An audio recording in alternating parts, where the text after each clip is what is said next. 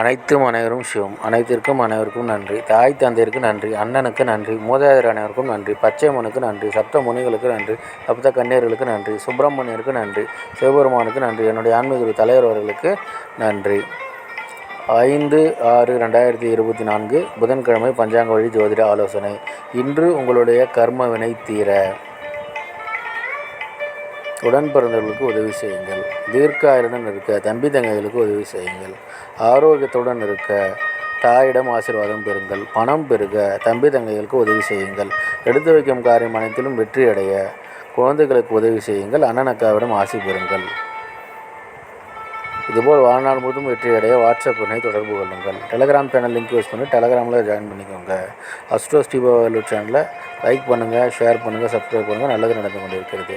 ஓம் ரீங் வசி வசி சகலரும் வசி சர்வம் வசி அசி அசி அசி. நன்றி நன்றி நன்றி.